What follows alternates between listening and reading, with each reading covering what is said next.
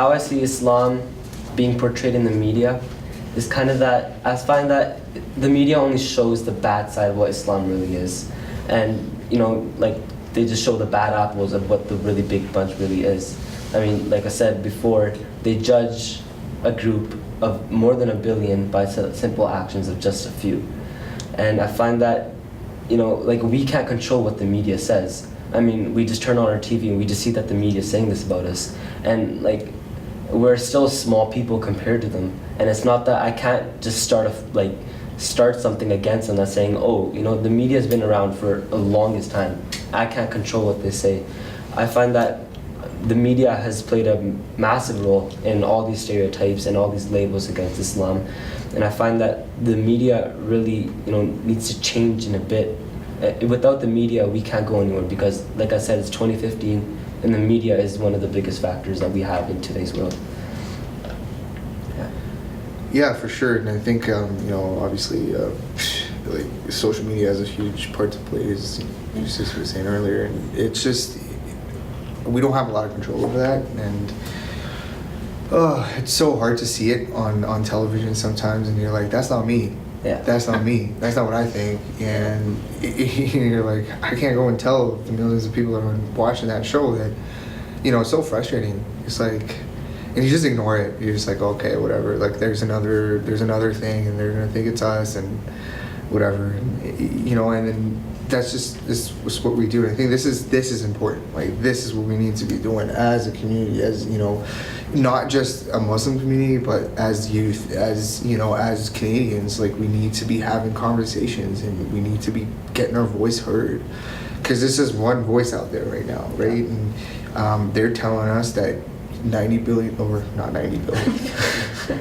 1 billion people are a certain way, or think a certain way, or have this, aggressive mindset, and which isn't true. And it's, I don't even consider the people that are doing all these acts of violence as Muslims. I don't consider them Muslim. They might associate themselves, they might have Islamic in their name, but they're nowhere close to even being Islamic. Yeah. Nowhere close to being Islamic.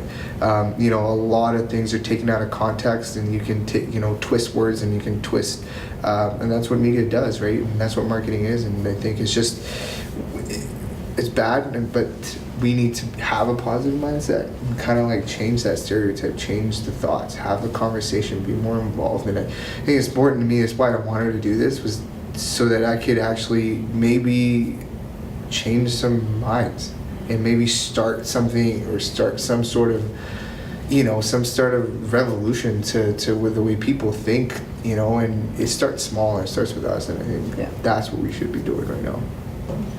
I think it's really hard to step back, and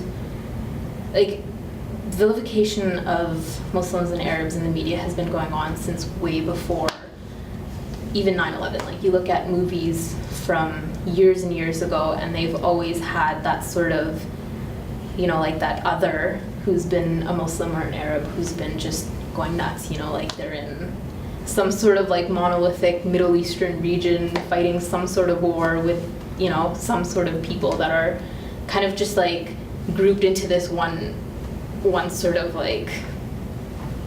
people in a desert with a crazy marketplace type of setting that you see in movies all the time here. And a lot of people don't realize how much of an impact the media and the images that we see on television and in movies really has on our perception of people and religions and who they are and what sort of lives they lead.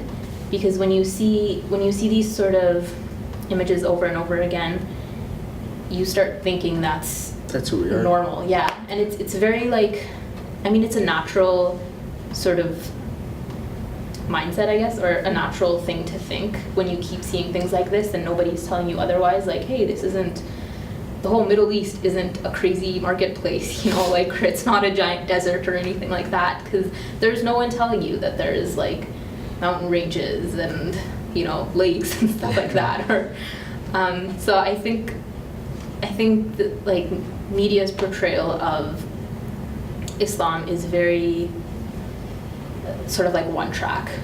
where it's just you only ever see one sort of Muslim out there, and it doesn't show like, you know, Muslims who have converted or Muslims who have been born into it, or what their lives are really like, or like why women decide to put a hijab on, or, you know, even like what prayer is like for Muslims, because, you know, like again with movies, when they show you like a call to prayer or something like that, it's the backdrop for like an act of terrorism. Yeah, which, I mean, it's ridiculous, right? Because you're like, watching that and you're like, a song comes on and it's like, oh, something's about to blow up. yeah, exactly.